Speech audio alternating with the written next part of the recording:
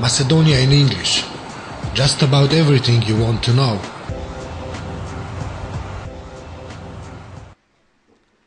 EC welcomes peaceful atmosphere at local elections.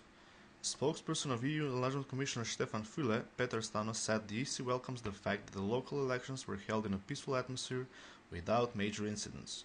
We are now waiting for the official results of the State Election Commission, as well as the official OSCE audio report on the holding of the elections and the additional recommendations they could have, he stated.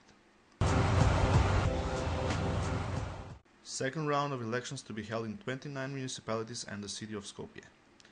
In the first round of the local elections, the voting is completed in 51 municipalities, while the second round will be held in 29 municipalities and the city of Skopje. State Election Commission President Boris Kondarko said on the basis of the initial results the Commission received from the municipal elections.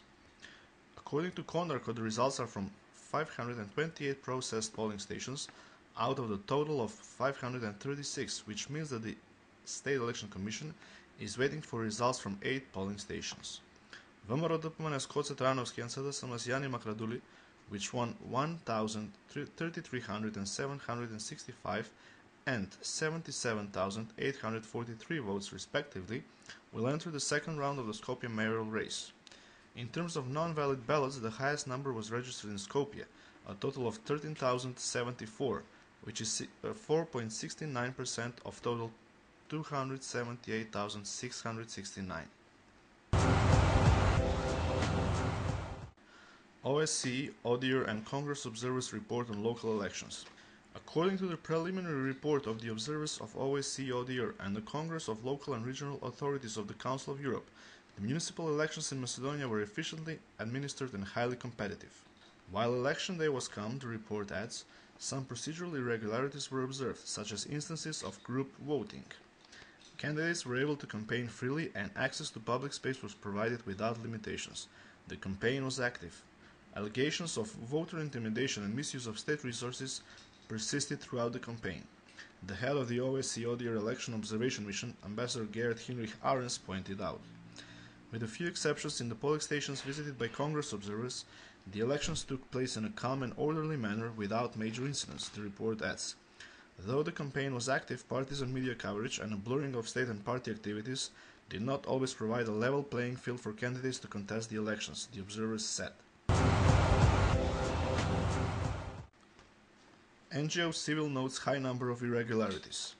Omission of names from the voters' lists, presence of party activists at polling stations, group and family voting, buying of votes and voting on behalf of another person are just a part of the irregularities the NGO Civil observers noted. Jaber Derala of Civil said the local elections once again showed major shortcomings in the system and massive misuse of voters. Such incidents and irregularities directly and substantially have an impact on the democratic atmosphere in the general, and they certainly have an impact on the election results, he stated.